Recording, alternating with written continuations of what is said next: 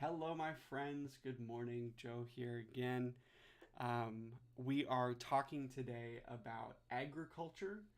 Kind of the subtitle for this is supply chain or maybe food. The goal is to talk about how Cowlitz County produces food, gets its food, disperses food to people who live within Cowlitz County. And so the overall header of agriculture is probably just the best general descriptor for the conversation today. I'm joined as always by my friend Josh. Josh, how you doing this morning? I'm doing well, my friend. It's a beautiful Sunday on the East Coast. How about yourself, Joe? How are you doing? I'm good. It's a little rainy here. It's been sunnier the last couple of days this week, but we were supposed to get a lot more sun than we did.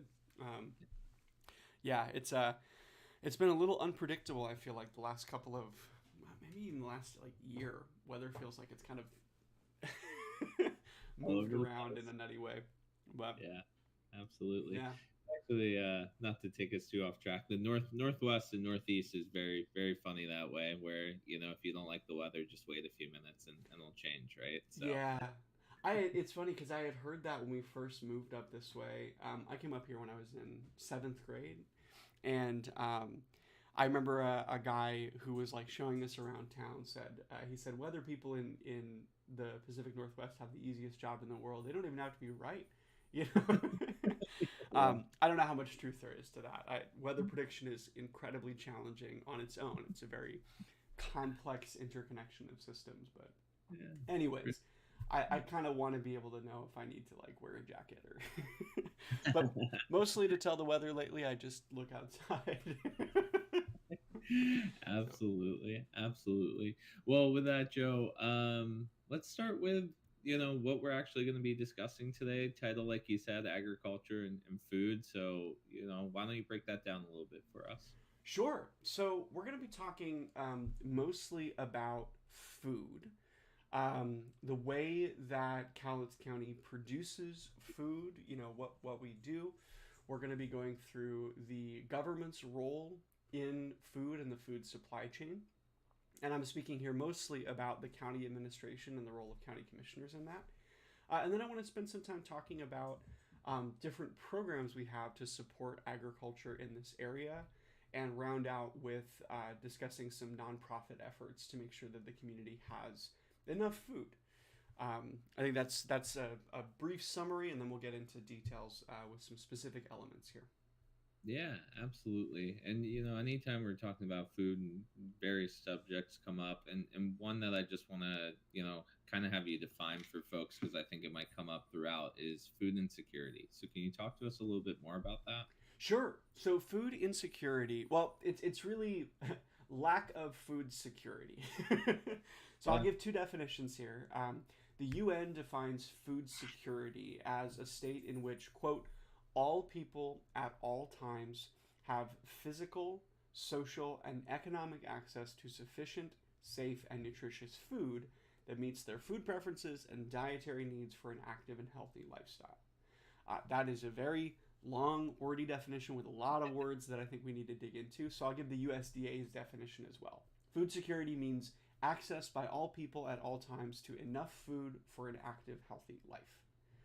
Um, Most households in the US are food secure, but there's a very pronounced portion of households in the United States that are not. About 12.8%, or about 17 million households in the United States fit the definition of food insecure.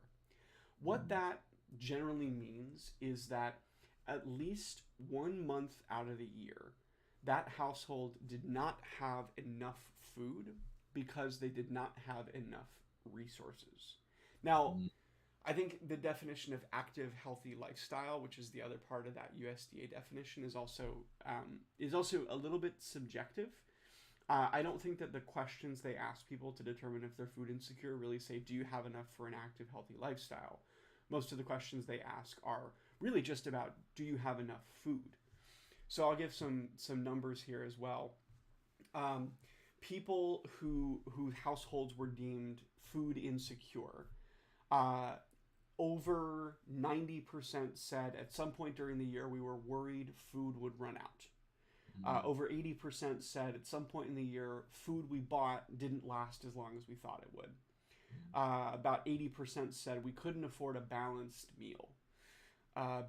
Let's see here, about 30% of low food security and about 90% of very low food security said that they cut the size of their meals or skipped meals. And about the same number, but about 20% and 85% respectively said they did so 3 or more months out of the year. Let's see, another 30% of the low food security and 90% of the very low food security ate less than they felt they probably should be eating. And there's a few others like did not eat for a whole day, where a little less than 5% of the low food security, about 30% of the very low food security said they didn't eat for a whole day. And about 20% or so of very low food security households says they did not eat whole days 3 or more months out of the year. So I'll throw a couple more statistics out there, but I wanted to just give you a sense of like what we're talking about when we talk about food insecurity. Yeah. Because it's not just like, oh, we didn't have enough or we didn't have as much as we wanted. The idea here is that for some reason, and we're usually going to pull that back to access to resources, we didn't have enough to stay alive. Any observations there? I want to throw a couple more numbers out. I want to talk about households with kids as well here, but any thoughts or clarification I can give there? No, I mean, I think it puts things into perspective, talking about, more than a quarter of the year where folks might not be eating for entire days and things like that. So it definitely, I think, again, puts it into perspective, also draws the scope of how big of a problem this is. And, it's sad and unfortunate because you see so many resources around, so to say, right? And I don't want to get into bigger subjects or get philosophical on that, but it's just sad is Sure. my perspective on it, I think. Yeah. I mean, I think it is. And let's talk about like households with kids as well, because the story is a little bit different there too. So I said before in 2022, 12.8% of households nationally fit the definition of food insecure. But 17.3% of households with children were food insecure. So what that means is that if you have kids, your household is more likely to be food insecure, just on the whole, right, through those numbers. Yeah. Of those households, children were food insecure about 8.8% of the time in households with children. By the way, households with children, there's about 3.3 million of them in the United States. So let me break those numbers down for a moment. 17.3% of households with kids had food insecurity. Of those, only 8.8% of the time were the children food insecure. Okay. So that means that in that group, about half the time, the parents are just not eating enough for themselves, but the kids themselves are getting enough. Makes sense, but it means that parents are skipping meals, that they're doing stuff to, make sure that their kids have enough food, but they themselves are not getting it. And in cases where children are food insecure, all adults are always food insecure in the numbers that the USDA puts out as well. So, I mean, having kids means it's more likely that you're going to have struggles with getting access to adequate food. Again, they usually point back to having enough resources to support a diet. We don't really have this problem, I think, in Cowlitz County specifically, but in other parts of the country, we also have to deal with things like food deserts. Are you familiar, Josh, with a food desert? Yeah, I am. Where, locations that are just very far from major cities and areas that are hard to get access to fresh, good produce or just food in general to sustain a healthy lifestyle. Yep. Yeah, so we're talking here about, areas in kind of rural parts of the country where the only thing they have is a Walmart maybe, and maybe not even that. And so, then there's a scarcity component that's also impacting people's ability to be food secure. Now, in Cowlitz County, I think these numbers are a little bit less. Cowlitz County, I believe, has about 14,000 people we estimate are probably food insecure in this area. I didn't include those numbers here because as I was looking at them, they were taking kind of state level statistics and then applying that based on demographics to this area. But we do have a problem with food insecurity here in this area as well. I think from what I can tell, it's going to be a little bit more pronounced for seniors. We have a pretty high senior population in this area. I think something like 21% of our population is over the age of 65 or something along those lines. Hmm. And a lot of the nonprofit efforts that we have are available exclusively to seniors, which kind of speaks to the point that that's where there's a big need. But we do have a problem with food insecurity as well here in Cowlitz County, which I think we'll break down a little bit more. Yeah, no, absolutely. Um, and I guess, Joe, typical loaded question from Josh, right? But Sure. just to kind of round out this section as we move through the rest, what factors do we need to consider in terms of managing this type of problem? Yep. Well, I think there are two a couple of conflicting things that we're Mm. trying to deal with all at once here. One is balancing support for these individuals and trying to make sure that people have enough. Um, the other is the other side of it, the supply side of that supply and demand equation, right? Which is making sure that we have adequate farming, we have adequate production of food. We're talking here about infrastructure, which I think we'll get into when we talk more about the government's role in all of this. Mm. And essentially, there's this push pull mechanic, right? We want to spend more time, we want to spend enough time making sure that people have access to adequate food. We don't want to disadvantage the people who are producing that, and potentially, like we hear kind of the rhetoric of forcing businesses out of this area because we make it too difficult to start a business and maintain a business and maintain a profit. It's very expensive to be a farmer. It's very expensive to produce food, and there's just this kind of, like I said, this push pull mechanic. We have to be conscious of the fact that any decision we make in one area has a slight impact on other interconnected areas. When we get into kind of the supply chain as a whole, we can talk a little bit more about the interconnectedness of it. But that's the basics to start out here. Perfect. Thank you as always. I'm excited to learn more as we continue Cool. throughout the morning. All right, let's take a quick break and then we'll come back and talk about supply chain. Perfect. Thanks, Joe.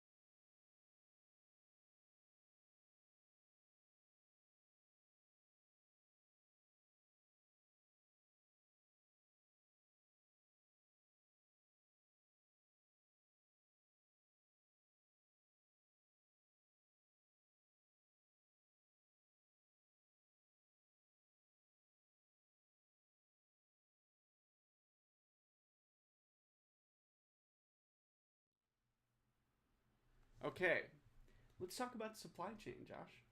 Yeah, absolutely. And let's take it from the very top, like we always do, Joe. Why don't you give us a little bit of insight into how the food supply chain generally works? Sure. Excuse me. So, of course, it starts with production. We Yeah. have farmers, ranchers, they grow crops, raise livestock. Their ability to produce a reliable supply of food depends on factors like access to land, water, credit, technology, labor. Once food leaves the farm, it usually goes to processors. They do things like washing, sorting, packaging, transforming those raw ingredients into finished food products. You can think about like dairies turning milk into cheese, or fruit Mhm. packers making jams and juices. Yeah. And those are critical links in the supply chain. Then we have the distribution network. So here we're talking about warehouses, trucks, cold storage facilities, ports. We've talked a little bit about the impact of ports on our local economy, but ports are kind of that way station, right, for stuff that we produce to go out into the world, stuff that Yep. others produce to come down to us. And then ports also operate as, that sort of linchpin for other communities as well to receive those same resources. And then after all of that, it gets to like retail outlets. You can get from small corner stores, farmers markets, up all the way up to big retailers like Safeway and Fred Meyer, things like that. Mhm. Yeah. So accessibility and affordability of food is what most directly shapes food security. And each one of those points, we're not going to get into every single one of those, but each one of those points has an impact on that final cost. Yeah. Um, so if we're thinking about Cowlitz County, I'll share just a couple of numbers here. I think I'm skipping straight forward into kind of the next area we wanted to talk through. Yeah, that's fine. Um, so I did just a little bit of research working with the USDA. Well, not working with, but looking at all of their reports. The U.S. Yeah. Center of Agriculture has done censuses over the last couple of years to help kind of outline Cowlitz County. And I want to just talk about the way that it's changed in the last 5 years. I have reports from 2017 through 2022. So in 2017, we had 403 farms and 28,000 acres of land in farms. In 2022, we had 361 farms and about as many acres of land, 28,900. I see something in those numbers, but Josh, in what I just said, do you notice anything about those numbers? We have fewer Yeah. farms, but the same amount Yeah. of land. What does that mean? Well, yeah, it means that farms are getting bought up by larger corporations. Not You know. necessarily larger corporations, Uh, but yes, it means they're consolidating. So the same Yeah. amount of land is still being used for agriculture as was Yep. 5 years ago, but fewer farms overall. So we actually saw the number of very small farms decrease pretty dramatically. So farms from 1 to 9 acres, we had 133 in 2017, and we had only 94 in 2022. The numbers went up for farms with 50 to 179 acres. Or sorry, that's wrong. 180 to 499 acres. We went from 29 to 30 farms that were that large, and we had 3 farms with 500 to 99 or 999 acres. We have 2 now, and we had 6 farms with over 1,000 acres, and we now have 7. So, Mm. generally speaking, larger farms are scooping up smaller plots of land. Now, that's not to say that there's any malice here necessarily. This is just kind of the price of doing business. What I also note is that the number of farmers year over year didn't really change. So we're not necessarily saying there that people are losing jobs or anything like that, but consolidation does seem to be kind of the general pattern from these numbers. Yeah. We also had a pretty interesting split of crops. So in 2017, 38% of our agricultural land was being used for crops. Today it's 49%. 19% was being used for pasture. Now it's 15%. So we've seen this kind of switch. We have less land being used for pasture and livestock, more land being used for crop production. About the same, we had 32% that was woodland agricultural land, and now we have about 30%.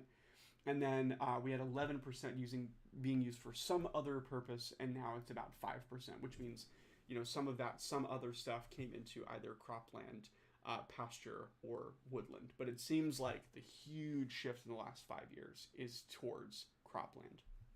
Yeah. Interestingly enough, 41% of our land acreage is not used for food. So we right now, the biggest uses of cropland in our area is grass and seed crops and hay. About 23% of our farmland today is used to produce field and grass seed crops. So we're talking about like lawn grass, and other kinds of grass as well, but not food for people. Yeah. And then 17.8% used to grow hay in 2022. The next largest category, about 5% that's being used for harvested vegetables. But we've got kind of an array of things. Those categories get a lot smaller because they're quite a bit more specific. But yeah, a huge portion of our agricultural space is used for non-food production. It seems like grass and hay. I might intuit that means food for livestock. Yeah. But we don't use our own land to produce food a lot of the time. Interesting. And so I want to kind of get into how these numbers compare to other counties nationally, Joe, and kind of what you've noticed. But real quick, before we do that, sure. I want to put you on the spot for a second. Okay.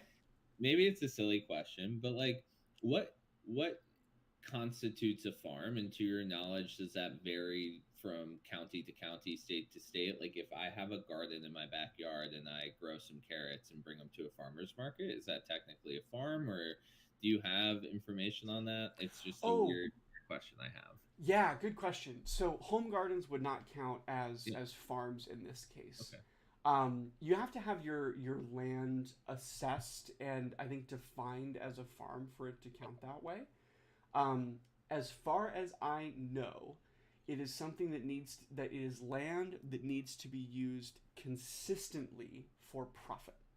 Okay. Now, that doesn't mean that you have to do any specific thing with it, but in order for you to qualify as a farm and get like the tax benefits of being a farmer, you need to do that consistently. You need to, I think, like provide receipts, like prove that you're making money off of this consistently. There's a program we'll talk about a little bit later called the Open Space Act. And it's one that allows you to have your land classified as farmland and get some tax cuts. And that has a pretty high burden of proof. But you need to be able to show that the majority of time that you're using this land, you're using it for profit food production of some kind. All right, perfect. Yeah.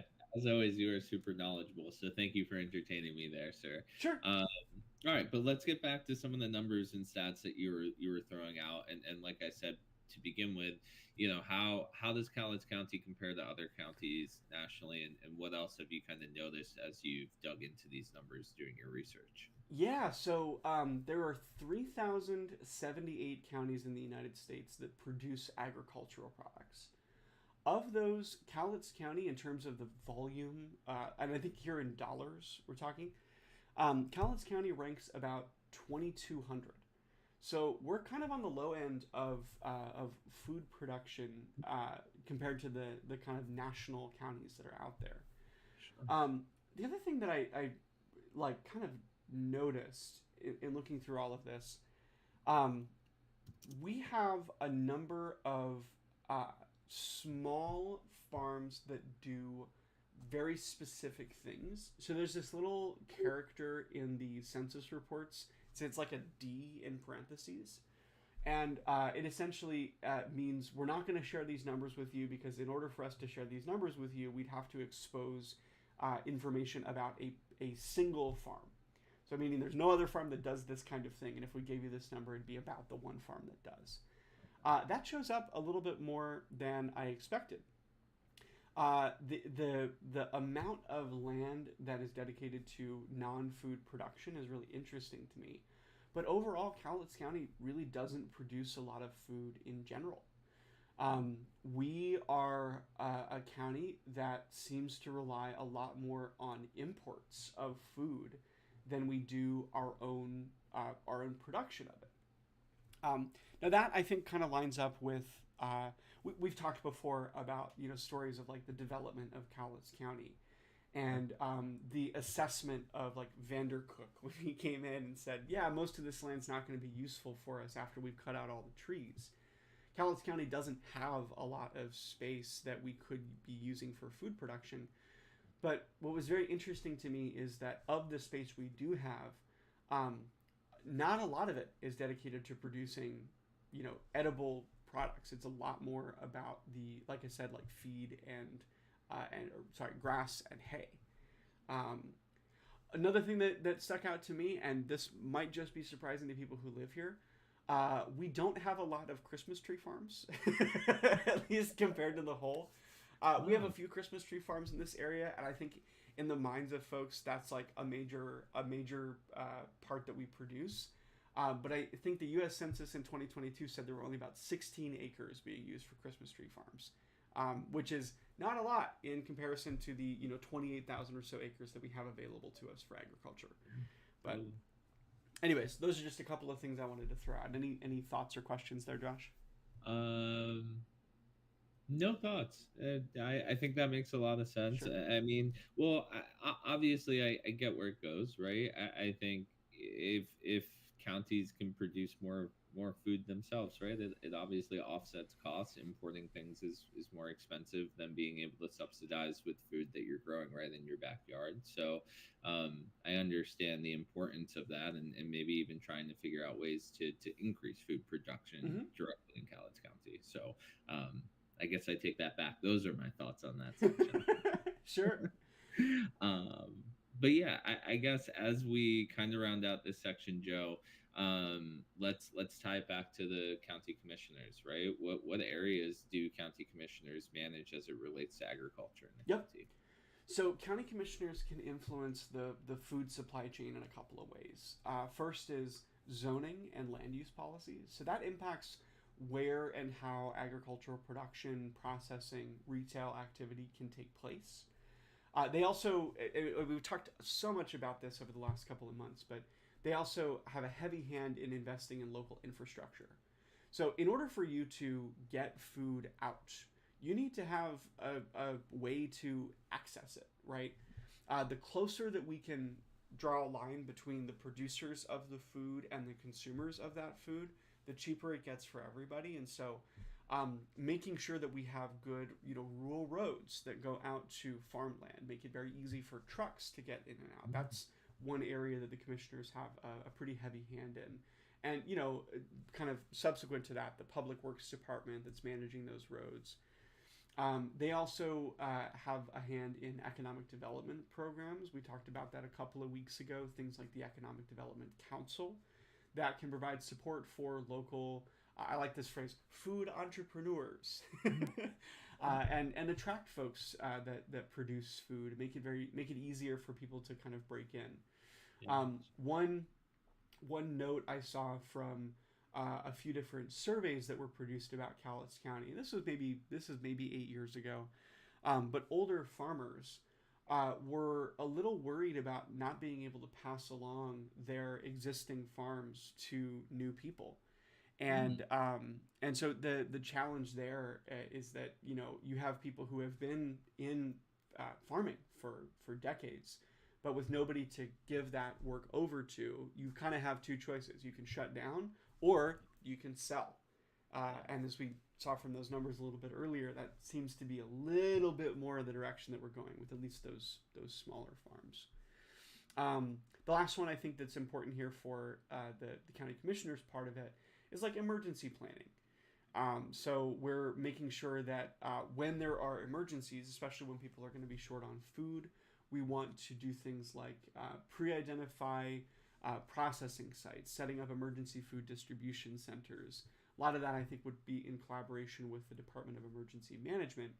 Mm-hmm. But I mean, the commissioners overall just have to approach this system holistically. They have to be thinking about all of these interconnected parts of the food system. And, again, I talked before about that push pull mechanic, right? Um, uh, Actually, I guess one more thing I'll mention here is promoting local and regional food systems.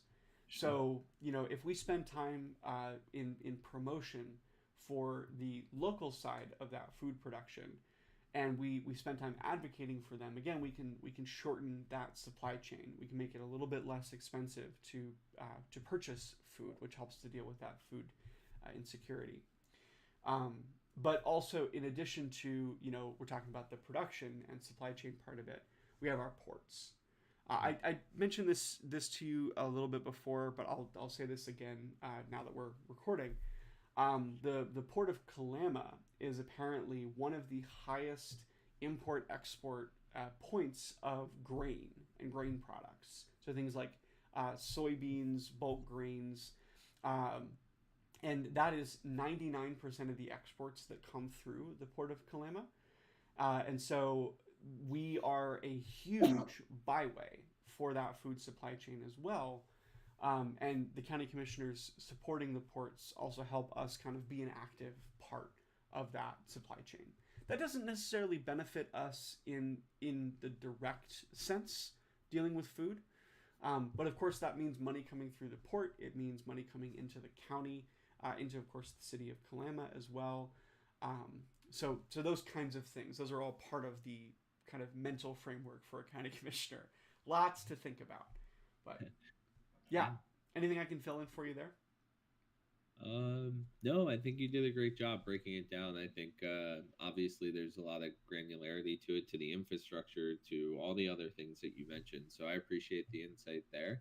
But yeah, let's take a quick break, and when we come back, we'll dive into it some more. Sure. All right.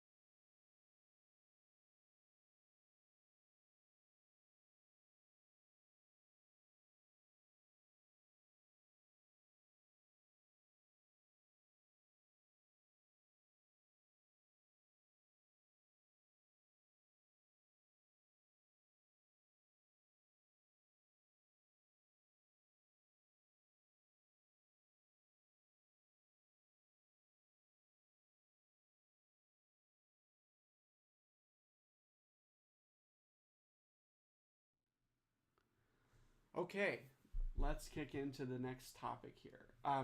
Again, the header for this is government programs. I just want to talk a little bit about the different ways that the government, both the state, federal, and local government, supports food production.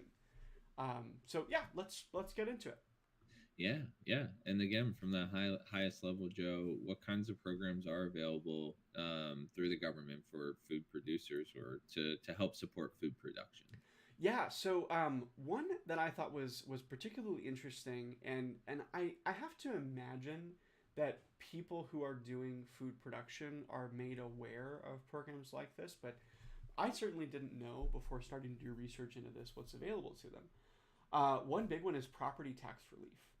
So in 2021, it might be a little older than that, but the document I read talked about it being in 2021.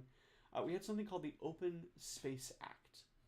So the Open Space Act allows people to ask the assessor in this area to reclassify their land on the basis of its current use. What that means is, when an assessor is looking at your property, they are valuing it based on how much commercial and residential construction would stand to make from the sale of your property or from using your property to do things like build homes, right? They're thinking about the value of it in terms of residency. The Open Space Act allows you to ask the assessor to reclassify your property and revalue it on the basis of its current use, which means that you can say, hey, don't value my property based on what you could stand to make from it if you were to use it for housing. Instead, value it based on what it's doing now, which is producing food. And what that generally means is that your property taxes get cut as much as half, which is a huge benefit. I mean, you know, we live on like a third of an acre property, so relatively small, kind of a suburban neighborhood, and our property taxes are pretty sizable. Now, you know, those are baked into our mortgage, so we don't see that individually. But can you imagine, you know, the property taxes for even an acre, or talk about 10 acres or 500 acres, right? Property taxes are going to be tremendous. And to be able to cut those as much as half on the basis of reclassifying your land, that's pretty significant in my opinion. Yeah. Now, that does kind of follow the things we were talking about before. You need to be able to prove, yes, we're using this land consistently for profit generation. We're producing something that we're then selling. But I think that's a pretty cool program, and it's one that our county administration has a little bit of a hand in by way of the assessor doing that approval. Yeah. There's other state programs, so these are ones that, you know, the county administration wouldn't necessarily disperse, but in addition to tax relief, state governments often have programs that provide direct financial assistance to farmers. So things like for purchasing equipment, making upgrades to their infrastructure, adopting new technologies. For example, farmers can access funding to purchase equipment through the Department of Revenue or the Department of Agriculture in Washington State. And what that does is lessens the burden of that initial investment. The capital investment of machinery, for example, is pretty nuts. I saw a TikTok video a couple days ago that cracked me up, and it kind of spoke to this. There was a guy who said, did you know that a tractor costs over $100,000? And then it was immediately 4 farmers looking at the camera. And one guy turns to the other and he says, how much could $100,000 get you? And he goes, the tires. Like, farming is expensive, man. And, you know, before you can produce a single bit of crop, you need to do all of that upfront investment, right? You can't just, like, start growing wheat. You need something to help you build up the you know, consistent structure so that you can do that efficiently. So these programs, right, they especially help like small and beginner farmers to remain competitive, so that we don't get squashed out by these, you know, by mass food production. You know, we have that economy of scale. So what that means is that as you produce more, it gets cheaper and cheaper to produce an individual unit. And so large farms can you know, undercut smaller farms. This is why I think that you hear people talking about shopping locally as well. If you can put your money into smaller farms, you benefit them and you help them stay alive so that they can continue to compete in that, you know, that open market. There are also like sales tax exemptions. So farm equipment purchases are tax exempt. And those are ways that the state just makes it a little bit easier for you to afford that upfront investment and kind of the maintenance and ongoing support, ongoing financial expenses of farms. Yeah, absolutely. No, thank you for walking through that. It's funny, the only reason I know how expensive the investment in farming too is because I find myself in those weird niches of social media too. Mm-hmm. So I follow a few folks that talk about it, and it is. I mean, you're talking about $800,000 in some cases for a single machine, right? Yeah. Well, and like, it's not that I, you know, what am I trying to say here? That investment makes sense to me. It makes sense to me that there are expenses you have to take care of, but I also very heavily support these kind of state level programs that make it easier for you to get into that business. Yeah. You know, we have a lot of organizations in this area. You can look up documentaries on things like Tyson Foods, for example, that take advantage of these smaller farmers, of these smaller farms, and just because they have that advantage, because they have this size, they can push people into really uncomfortable situations where they have to follow through on the terms of a contract even though it doesn't financially benefit them. So anything that we can do to make it easier for people to get into that market without needing that kind of external relationship or support, we're working to help balance the system. I'm not necessarily arguing here that those organizations are bad. I mean, good for them for being as successful as they have, right? But at the same time, if we make it easier at that point of entry for people, we overall, I think, just have a better system as a result. There's a couple of other things that I think I wanted to chat about before we move to the next little bit here. But so we have also incentives for sustainable farm practices. So government agricultural policies are aiming to not just support the farm's viability, but to ensure that their practices are environmentally sustainable. So cover crops, for example, are planted between cash crop seasons to reduce soil erosion, improve soil health, and sequester carbon. When you plant a particular crop, it's going to need particular nutrients from the soil. And you want to try to replenish those and make sure that they stay balanced so that you're not just planting one crop and then sucking all those nutrients out with nothing to replace them. No-till farming also minimizes soil disturbance. So if you're not actually digging into the ground, as far as I understand it anyways, it conserves water, reduces carbon emissions from the soil itself because you're not cutting into it and dispersing things out into the air. So we have some incentives like that. Or we have some incentives to motivate people to use these practices because we're thinking there about the sustainability of that work. We don't just want to deplete resources and then not do anything to bring them back. And then last one on the programs part of it is flexible land use policies. So we want to make it easy for people to make shifts. If, for example, a farm that normally produces a particular crop wants to develop an agritourism component like a pumpkin patch or a corn maze or be a wedding venue. We want to make it easy for them to do that. There's a lot of permitting that's involved in using land for a particular purpose. But if we can be flexible with how you're allowed to use the land that you use to produce food, or use to produce crops rather, we can make it easier for them to go, hey, maybe we'll spin up a corn maze this year. And we don't have to worry too much about all the different levers and boxes we need to check. Just make it easier for people to use their land the way that they'd like to, and especially in ways that benefit the local economy. So that's a kind of nutshell of all the different programs that are available. But it's quite a lot. I just wanted to highlight a few of those different areas that we can use to support this work. Sure, absolutely. I have some more thoughts, but I'm gonna hold them until some later sections here. Especially. Go for it. What do you think? Well, no, I was just saying too. I love this conversation as well.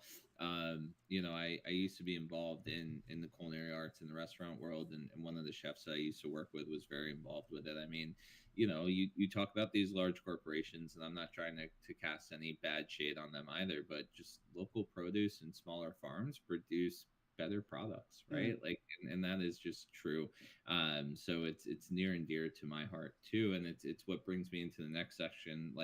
My favorite thing in the world with my wife, especially now that it's turning into spring, is the farmers markets and being able to go there and get everything that I need for the week fresh out of the ground. So what should people know about farmers markets or homestands and how that plays a role in Cowlitz County and these government programs? Yeah, so I think on the government side of this, we just need to make it possible for people to do this. Yeah. For farmers, farmers markets or even direct-to-consumer farm stands, they offer an opportunity to capture a larger share of the food market. by cutting out middlemen, right, and selling directly to consumers. Hmm. Farmers normally have to sell their products to another, like we talked about before, like packaging or distribution. But farmers markets and stands allow you to just like sell directly to people who want it. Um, that can be especially important to small and mid-sized farms that might struggle to access the larger wholesale or retailer markets. And you can also get direct connections with your consumers, with your customers, and direct feedback on your products, which I think leads into what you just described, right? Like if you have a more direct relationship with the people who are purchasing what you sell, you can identify the things that they like, that they don't like, behaviors that will help you as a business owner. The relationship just gets a lot more clear. We nest that 2 or 3 layers deep through wholesalers, packaging, distribution, and then to retail. You just can't have as much individual input into that whole process. Um, I think by the time something goes from a rural chicken farmer to the Tyson chicken nuggets, right? The relationship is very, very distant at that point. Yeah. And for consumers, right, farmers markets and farm stands provide access to locally grown produce, the opportunity to support local farmers, keep dollars circulating within our local economy. They are especially important for addressing food access gaps in neighborhoods that lack full service grocery stores. So Mm. in Cowlitz County, we have a kind of centralized population here down in the southwest portion of the county. We've looked at maps quite a lot at this point. I'm talking here about really the major cities, talking about Longview, Kelso, Kalama, Woodland. Castle Rock has some stuff. There's one mid-sized grocery store in Castle Rock, but even then they don't have access to a lot of goods except what comes in through that one store. You get out to like Tootle, Spirit Lake area, and there's nothing. You need to anticipate traveling 20 to 30 minutes in order to get to a grocery store if you're especially if your dietary needs are particularly specific, right? Yeah. I can't remember if I've told this story in this setting, but I was gonna meet with somebody out in the Tootle area, Mm. and I asked if there was like a coffee shop or anything, and he said, "Well, there's Drew's." Drew's is like a gas station convenience store, Okay. and Yes. it's about the only thing that's out that way. So most of our county is pretty far away from those urban centers, and something like 49% of people in Cowlitz County live outside of cities. So access to food is difficult. And if we had a little bit more of a direct line to farmers in those areas, we would make that a little bit easier. Now, you can't necessarily go to an individual farmer and get every kind of food that you like, but at least that helps to again shorten that chain, right? Yep. The closer that we can get to people buying directly from the producers, the cheaper it should theoretically be, and the better experience I think we all have as a result of it. So you're Absolutely. mostly working with the Washington State Department of Agriculture for farmers markets and food stands, but we can also issue temporary food permits. These are Okay. things like food booths at fairs and festivals. You Nice. can get a recurring temporary food establishment. That's one that operates no more than 3 days a week at a fixed location with a fixed menu, in conjunction with some kind of organized event. So temporary food permits are something that the county would issue, as far as I understand, anyways. And the county health department specifically would give you the ability to like go and sell your stuff at a market. Okay. Um, yeah, that's a lot around the farmers markets and that, but I think the relationship there is really important to talk about. Yeah. And yeah, any follow up thoughts there? No, I think you broke that down really well. I don't have any other follow up thoughts Okay. there. Um, but I guess to round out this section here, Joe, the thing that we have written down, sorry, is can you talk to me a little bit about the right to farm? Yeah. So I misunderstood this when I first read Okay. it, Yeah. and I thought it was like, and I went and talked with folks in the building and planning department to help me understand, kind of wrap my head around the concept. Because immediately when I read right to farm, I thought, oh, that's my right to farm on my own property. Yeah. Yeah. And it's a little bit different than that. So Okay. Right to farm, it provides exception to nuisance complaints. So it is effectively protects farmers from people in communities complaining about farming. So there's a lot of stuff that comes with farming. There's noise. There's obviously smell. There's dust, right? Yeah. And these are just part of doing farming. These are just part of the agricultural process. So, right to farm is a series of policies that essentially say, hey, you're allowed to do that. And if anybody comes to us, the county, and complains about these particular aspects of farming, we're not going to tell them to kick rocks or anything. We're going to be nice about it. But you are protected from having Yeah. to deal with complaints as a result of stuff that is part of the normal process of agriculture. Without those protections, farmers can have, potentially like costly lawsuits, pressure to not do normal farming activities, which would threaten their ability to stay in operation. You can imagine, especially as a small farmer, how much more impactful it would be to know that you're bothering your neighbors. Um, I know that we want to be careful here about mischaracterizing kind of the stranger, right? But if you have somebody who's coming over to you and going, I don't like the fact that your cows smell. Well, I mean, they're cows. They smell, Yeah. Yeah. Um, and so right to farm is about protecting their ability to continue doing their work without having to worry about the implications of somebody being upset about the kind of the byproducts of producing agricultural products of any kind. Um, yeah, it was just a little different than what I thought, and I wanted to clarify that term because I think it's an interesting one for this context. Yeah, no, that's really interesting, and I think the clarification is needed, but also really important. You bring up a good point. I mean, yeah, farming. I grew up in a small town in Connecticut where we don't produce a lot of food in the farms, but we have more kind of livestock farms, and like you said, growing long grass for hay. And yeah, they can smell, but they're important. They Yeah, are really important, and it's important to protect them. So I appreciate you walking through that. All right, awesome, Joe. Well, let's take a little bit of a break and then we'll come back shortly. cool.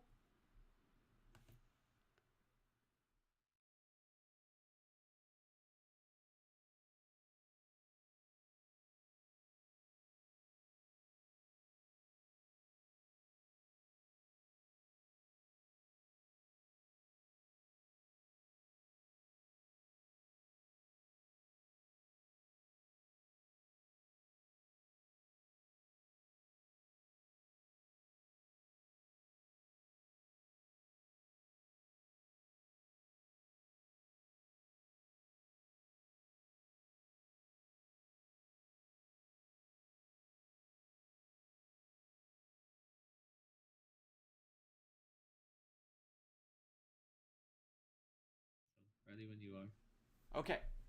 So we've spent a good chunk of time talking about the supply side. Really, we're talking mostly here about farming, but we're going to shift now into talking about the consumer side. Um, we want to just talk a little bit more about the other end of that food supply chain, and specifically the focus on food security and ensuring food security for people in Cowlitz County. Yeah, Josh, let's get into it. Yeah. Well, to kick it off, Joe, can you talk to us a little bit about your personal relationship to food insecurity? Mm-hmm. Sure. So I grew up in a home with 8 kids. I'm the oldest of 8, and my dad has been a teacher for most of my life. And what that means is that, what one he likes to say, he's never had to pay taxes because he has too many exemptions. But also, we basically grew up without ever really having full access to good quality food. It didn't even really occur to me as a kid that we were in that situation, but I just remember being so excited when my dad would come home with a box of food from a food bank. Mostly because that was the only time we would ever get like name brand cereal, like Lucky Charms, things like that. That was our like celebration time. Like, yeah, we get really cool stuff. Um, when we left Wisconsin and we moved to Illinois, and we talked about this all the way back at the very beginning, right? we went from, even in that place where we needed that additional support, to having no community and no additional support besides. There was a full year in my family home where all we had in our pantry was rice and beans. And my siblings and I were lucky because we got to go to public school, and we had free and reduced lunches based on my parents' income level. We also had access to SNAP benefits, food stamps, right, which meant that we were able to afford a little bit more. But food insecurity is something that was just sort of part of my life growing up. It didn't even really occur to me that that was the case until, like, honestly, like 3 or 4 years ago. I had never really kind of recognized that my family struggled with food. But I got to college, and I had access for the first time to a cafeteria with as much food as I wanted, breakfast, lunch, and dinner. And I had no good behavior related to food and food consumption because I literally, growing up, just ate what was available to us and tried to eat as much as we could. We, didn't really have a lot. So in college, that first 4 months, I went to every meal. I ate as much as I wanted, and I gained 30 pounds in that very short time frame. Looking back on that, I think I was transitioning from a person who had basically not ever had enough food to suddenly I have everything that I want. And I did a lot of damage to my body, honestly, as a result of that. I think that's one of the reasons that my body is as big as it is today. Because my body just doesn't know really how to process food in an efficient way. So anyways, that's a little bit of my relationship to this problem. I'm in a space now as an adult where I still have difficulties with managing food. I still have challenges with what I'm supposed to eat and when I'm supposed to eat it, because again, like for most of my childhood, it was just eat what's available. One memory I'll share is one time we had a dinner where we didn't have anything to put on our pasta, and my mom suggested honey mustard, and that was awful, and I did not eat honey mustard for probably 6 years. Yeah. But Oh, boy. anyways, that's a little bit of my personal relationship to this subject. Yeah. It's just something that's been a part of my life for pretty much as long as I've been around. Yeah. Well, I really appreciate you taking a few minutes and going pretty personal there, Joe. I think it paints a good picture of why you're so passionate about this, but you're passionate about everything too. But I also think it gives you a lot of good perspective on, I mean, I'm not going to say solving the problem. Obviously, that's the long-term goal. But like we said earlier, managing the problem. And I think it gives you great insight, and you can bring a lot of good perspective to it. Talk to us a little bit. You mentioned it. I know it was outside of Cowlitz County and something that you dealt with your whole life, but one thing that you mentioned was like free lunch, right? Mm-hmm. So what nutrition assistance programs are available in Cowlitz County? Yeah, so we don't have a lot of unique programs to Cowlitz County. We'll talk a little bit more about nonprofit efforts, but at least in terms of government support, we're mostly talking here about the Supplemental Nutrition Assistance Program, or SNAP. Colloquially we refer to as food stamps. And then we have the special, this is a great government name for something, the Special Supplemental Nutrition Program for Women, Infants, and Children. They just abbreviate the last three words there, and it's WIC. If you ever see in the grocery store the little, in our area, it's a green stamp. Basically, that's a specific list of foods that are approved for that particular fund for WIC. So, you go to the grocery store and you have a card that's provided to you. In our case, it would be from the Department of Health and Human Services. And there's money that's loaded onto that card each month, and you can use it to buy particular food items. There's a lot of controls in place to ensure that you're buying particular things. But these are federally funded programs that are just administered by the State Department of Human Services. Okay. The county commissioners can support the implementation of that in a couple of different ways. They work with the Department of Human Services to make sure that county residents are aware of their eligibility, how to apply for benefits. They can also advocate for policies that maximize the impact of those benefits. So one example of this is there's a program called SNAP Produce Match. You go to the grocery store and you spend $10 or more on fruits and vegetables, you get a coupon for another $10 worth of fruits and vegetables. And so basically you can I think the term I've seen is like double up food bucks. So if you spend some amount of money on produce, you can get an equivalent supplemental coupon for the next time that you purchase groceries. One interesting thing about this area, which I thought was I don't know what to think of it. The only organization in our area that supports this is Safeway. So one kind of idea that I had, or something I want to explore a little bit, is if it's possible for those programs to be made a little bit more widely accessed through either other grocery stores or maybe even through local food producers. I'm certain it would be to the benefit of our local economy if we could have people shopping at local farmers markets or things like that and get the same benefit as you would from SNAP. I'm not at all positive how realistic that is, but just a thought, because like right now it's only Safeways you can get access to that program. Yeah. So. No, I love that idea. I think that makes a lot of sense. So we talked a little bit about government resources. What about community resources out there? Any other resources helping here? Yeah, we have something called the Woodland Community Garden. Community gardens, there was one pretty close to my house. My family didn't participate in it because I think there was a little bit of a buy-in cost to be able to use the plot. But community gardens are community spaces. You can go through and you can plant your own vegetables. You can grow alongside other people. There's also some potential for like trading, kind of going back and forth with other people in your community.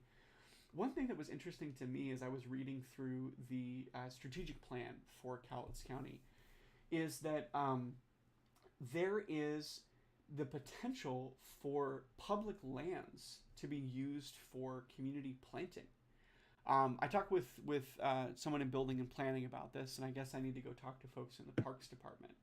But apparently it's just part of Washington law that you can go and plant in on public land. So open spaces that are owned by the government are available for planting.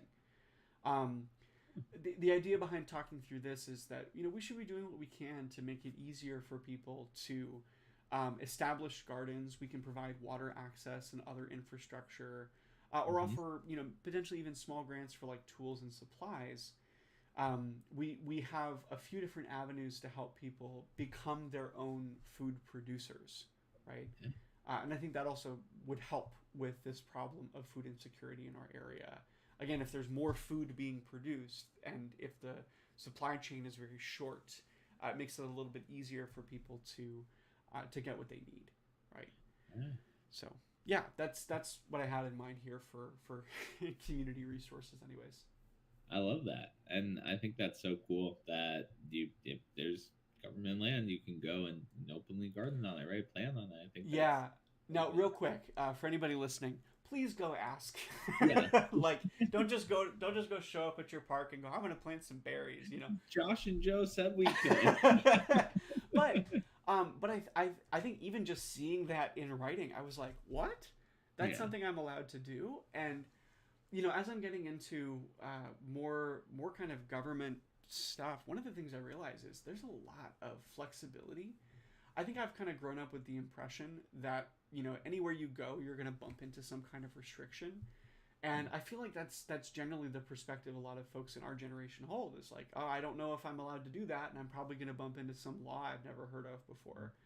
So I want to spend a little bit of time kind of championing, no, hey, this is allowed, and I think we would probably benefit from even some marketing to help us kind of talk with people about this. Did you know that this is available? Did you know this is something that you can do? Those kinds of things are just not a given for me. So seeing that down in writing, it just kind of sparked my interest as something we could be taking advantage of a little bit more. Yeah, absolutely. Couldn't agree more. And to round out this section, I guess one thing that pops into my head is, are there any local programs that are educating around local gardening or even like just nutrition as a whole in Yeah. Cowlitz County? Yeah, so the Department of Health has some hand in this. They provide some nutrition education. If you go to the county website, there's a few, I think kind of generic resources that just talk Mhm. about the federal and state recommendations for food and for meal planning and things like that. There are partnerships with community health centers, schools, libraries, maybe faith-based organizations. But one of the ones that stuck out to me the most is the WSU Extension. So Washington State University has an extension program here in Cowlitz County, and they offer a number of educational resources available for people here in this county. So SNAP-Ed. SNAP-Ed is a collaboration with the Supplemental Nutrition Assistance Program to provide nutrition education in schools and community centers. They have a master gardening program. You can pay, I think, $150 to go and learn how to run a garden. They have free gardening lectures. This upcoming week, there's an online lecture on protecting pollinators, and the following week is on edible flowers. So little free educational resources to help people kind of understand the landscape, so to speak. Yeah. A really big one for the WSU extension as well is the 4-H youth program. 4-H is a youth development organization that operates internationally. My exposure to 4-H is mostly, seeing kids kind of parading around their goats at a county fair, things like that. But they Mm. do a lot more than that. So they teach you how to care for small and large animals. There's engineering and technology, leadership, public speaking, creative arts, photography, horsemanship, livestock production. I'm reading off a long list here. Wow. Shooting, music, sewing, robotics, consumer services, and all of this is focused on helping youth develop skills. You can Yeah. imagine how that would play into the sort of community benefit we're talking about here. If we have more people that just have a more well-rounded understanding of the way these things work, you can help expose people early on in their life to stuff that might interest them and that they might pursue as they get into adulthood, and offer that kind of mentorship and support. So those are the kinds of things that we have available to us right now. I really like the WSU Extension's education programs. Mm. But yeah, I'm sure that there's more going on, but those are the ones that just stuck out to me in my research here. Yeah, I think those are great. The WSU extension program sounds amazing, as well as 4-H. I've heard about 4-H, and I just pulled up their website to learn more about it. And yeah, it is quite quite impressive for sure. So I definitely want to do some more research there. But as always, Joe, thanks for walking through that section. I want to be conscious of time here, so let's take a quick break, and then when we come back, we can talk a little bit about nonprofit support. Cool. All right.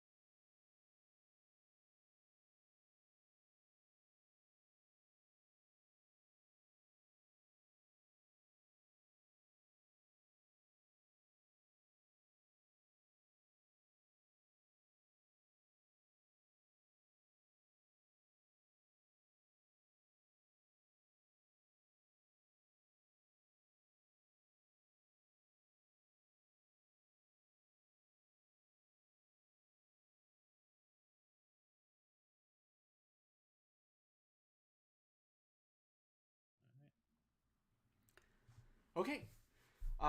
Let's talk about nonprofit efforts. Again, we're here focusing on the kind of consumer end, but in addition to programs at the state level and kind of local education and things like that, there are a number of organizations that are trying to help with this problem as well, trying to deal with the insecure, food insecure households and the needs of our community here. So yeah, let's dive in. Yeah, absolutely. And I think that's a good segue. Can you kind of break down what organizations exist to help with food insecurity, especially in Cowlitz County, Joe? Yeah, there's a number of different resources. But I actually want to highlight the different uh, places where you can go and get food. So I'm talking about like food bank distribution, and then also hot meals. I'm just gonna run through a list here. So on Monday, Wednesday, and Friday, there is a food bank distribution through the St. Vincent de Paul of Longview Church. The Salvation Army has hot lunches on weekdays. As far as I remember, these are available. It might be free for seniors and $15 for everybody else. I might be mixing up a different program with this one, but hot lunches every week through the Salvation Army. We have Lower Columbia Community Action Project, Lower Columbia CAP, it's called. They do community lunches. So one day a week in different cities. They have ones in Kelso, Riderwood, Kalama, Castle Rock, and Woodland. They do community lunches where you can come in and get a meal. Lower Columbia CAP also supports the Meals on Wheels program in our area, which is food delivery to homes that need nutritious meals. Requirement there, in order for you to access that, you need to be a senior. You need to have somebody who's coming and visiting you and doing an assessment of your needs. We have the Kalama Helping Hands food distribution, which happens on Tuesdays and Thursdays. Castle Rock Lions food distribution, which is every Thursday. Northgate Christian and Kelso, also on Thursdays. So on Thursdays, there's a lot of different places you can go for food. And then Woodland Community Action Center does food boxes. So basically, you show up and they give you just a crate. here's a bunch of food. That's on Saturdays, and then Food for Change at the Cowlitz Family Health Center is on Sundays. So we have a lot of different things that happen throughout the week to help people get access to food, anywhere from hot lunches to going to a food bank to those food boxes, and then Meals on Wheels as well, right? Which is that kind of food delivery, food distribution. The county government can support that work in a few different ways. We can connect them with surplus food from local farmers and food businesses. We can also provide grants and in-kind resources, maybe like storage space or transportation, but I think in most of our cases we're talking about financial support. These organizations have a particular advantage versus regular people. I think we've talked about this a little bit in the past, so I might be refreshing a little bit here, but food banks especially can develop relationships with organizations, with businesses, to purchase surplus goods at a lower cost because they're buying more of it. And in that way, a food bank is going to pay less for a can of peas than you might as a consumer if you were to just go to the grocery store and buy it. And so if you wanted to support them financially, probably the best way to do that would be to actually give them money. Although they can, of course, take goods. They get a little bit more bang for their buck, so to speak, if they have money in their pockets they can use to purchase those goods. That's not to downplay the importance of donating, but like donating food, but just that they can make a little bit more use of money than they can with specific physical products, anyways. Right. So yeah, that makes a lot of sense. And I guess from your perspective, Joe, and just from the county commissioner, but the county government as well, how do we ensure accountability and results for these efforts through nonprofits, especially when we're talking about, financing them and large donation sums? Yeah. So this brings up a kind of topic of contention right now. The Meals on Wheels program is currently being scrutinized by at least one commissioner. So most of the funding, if not all of the funding in the Meals on Wheels program, comes from the Department of Commerce. That's a state level program. Lower Columbia CAP is effectively the actor, the hands of that work, but the money comes mostly from the state, and the county sort of functions as a pass through. They kind of receive the money from the state and then pass it to Lower Columbia CAP. The Meals on Wheels program last year served 230 people in our community. I mentioned before, the person has to be 60 or older. They have to have an in-home assessment, has to be conducted by a senior nutrition staff person from the program, and their eligibility is based on need, not income. There's just been some discussion about whether or not the numbers that Meals on Wheels are putting up are realistic.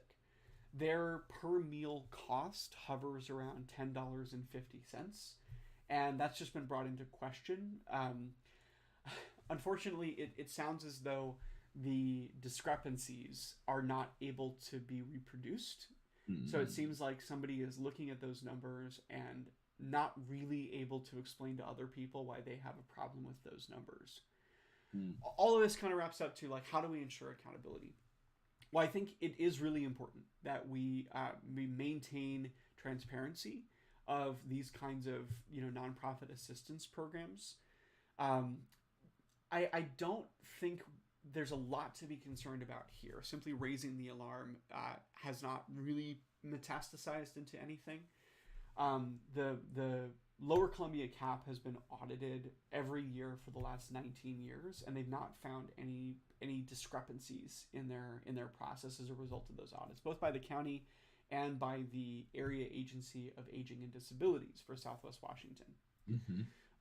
But maintaining accountability, I think, starts with an administration that has a good handle on the data side of it. Right now, there's not a lot of openness and transparency into that information. And what that allows for is somebody to come in who has access to these numbers, and other people aren't looking at that on their own. Other people aren't interpreting that.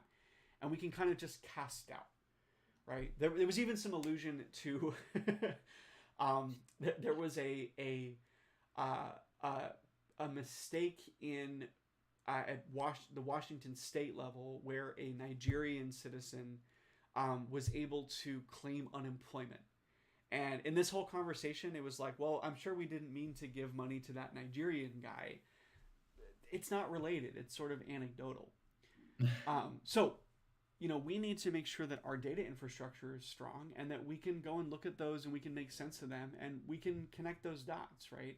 I think the county administration has in my opinion, a lack of infrastructure to really be able to draw direct conclusions. And we have to shore that up. I think that the best response to concerns like that is to strengthen the partnership between the county government and those nonprofit service providers. We should work together to create clear data reporting standards. Honestly, I'm a little bothered that we are talking to these nonprofits in this kind of accusatory tone. It bugs me that we're looking at these efforts and going, well, are you really doing what you say you're doing? Yeah. I mean, we can look at this stuff together and try to come up with an idea. In my experience, people are not intentionally trying to do a bad job. They are not intentionally trying to skirt around the problems with their own programs, right? And if there are issues, they want to go find them. There's just not a lot of evidence to say that there are issues at this point, and I think we can make that a little bit more obvious to people. We don't want to create a bunch of new requirements unnecessarily, but we want to have enough information to make sure that we're making data-driven decisions. So I think that's how we ensure accountability. We need to develop a good relationship that is not predicated on the idea that we're trying to outsmart each other, and we need to make sure that our own house is in order, so that when we go and ask these questions, we have things to back it up. You can't just throw out accusations without evidence and then say, well, I'm not going to show you my evidence because whatever. Like, that just doesn't really make a lot of sense to me. You know what I mean? Yeah. No. Yes, Joe. It makes a lot of sense. What you're putting down, and I think I kind of had that same reaction too, right? Especially when we're talking about an organization that does a lot of good, like Meals on Wheels, right? Like that's a little concerning to me as well. Sure. Hearing the acquisitions that are coming out without the evidence behind it, Well, it's again, it's not to say that anybody's being, you know, malicious. But malicious, right? I want to be careful here that I'm not, um, accusing somebody of being intentionally harmful or whatever. But man, like if you're gonna make a claim about somebody doing something wrong, you yeah, should be able to produce some kind of evidence for that. And this sort of shrouding, you know, that like being unable to really support that out in the open, I just don't really buy that. It reads to me like the motivation is different because if I can't prove what I'm talking about, I what am I doing? I like this is where I feel like people get really um, passionate about transparency. I don't think people really need you to be right necessarily. Like, don't get me wrong. Our responsibility as leaders in making decisions is that we are making correct decisions. We should be trying our best to do right and do what is best for the community. But if you can explain your reasoning, you can get through a situation where you might have been wrong. Stamping your foot and saying, I know I'm right about this and I have no evidence to support it, but you have to believe me. That is not a confidence inducing answer from nope. any kind of leader. A leader is responsible for being for justifying their decisions, for talking about the why behind it. And if you can't really give a legitimate, reasonable why to your argument, who cares if you're right or wrong? You're not going to get trust from people. you know I Yeah, find myself, to a fault, I over explain myself because I want to give people all of the different facets of a decision. But the alternative is just throwing out things and then not being able to reasonably justify those statements. I would rather say more than I need to than not say enough, you know um anyways, not to get too much on a soapbox there, but if we're going to talk about holding these organizations accountable, we need to be able to back up our conclusions. We need some mm-hmm. kind of evidence, some justification for it, other than a gut feeling. You know. 100%, absolutely, and it's a good soapbox to be on. And this is arguably your soapbox right here, Joe. So stand up, man, preach for another one. No, I appreciate it as always, and I know we want to kind of move into wrapping this up and letting you put your stamp on this. And so I'll turn the mic over to you as I always do, and let you do just that. Sure.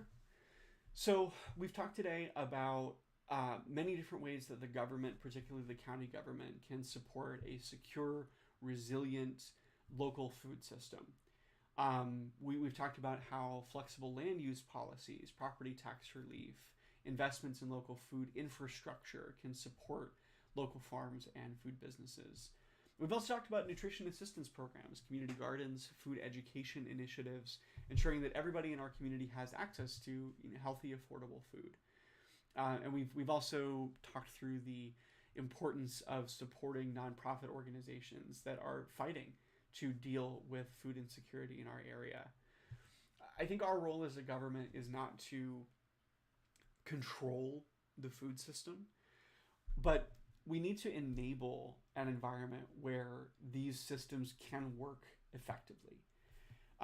The shortening of that supply line, I think, is really critical for ensuring people have access to what they need. If we can shift a little bit more towards the needs of our community, I think we're just going to benefit folks who need that help, and at the same time, we're going to make it easier for everybody to work within that local food system. Yeah. I'll put kind of a call to action point here, right? This is not something that the government can just do. We can't just fix food insecurity. Um, we have a few different levers that we can pull, but even as a county commissioner, this is a problem with a great degree of complexity. If nothing else, I think we've highlighted a lot of the interconnectedness of these systems to be able to help give people what they need.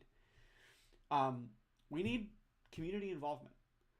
I want to see more community gardens, if for no other reason than that it benefits you individually to be producing your own food.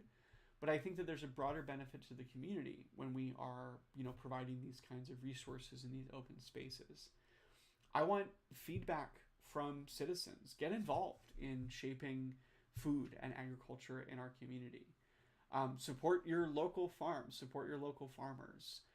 Go out of your way, even if it's not, as convenient to go to a farmer's market versus a Safeway. Go out of your way to try to support those organizations because they need your support. The government has some ability to influence this, but even the county administration is limited in its ability to directly support these folks. I've talked, I think, a lot more about state programs than I have even about the county programs in terms of government involvement. So anyways, we're talking about a very big, very complicated problem. Yeah. We need to be thinking about how we can contribute to addressing that problem. The core issue is food insecurity, but there's all these other pieces and parts of that same problem we have to account for as well. The county commissioners, we have to commit to doing our part, providing leadership, resources, policy support to strengthen our local food system. But the facilitators matter quite a lot. We need to pull in people, and people need to step in and get involved and be talking about what affects them. That's kind of the wrap up point here. Please get involved. Please talk about it. Please involve yourself in this problem.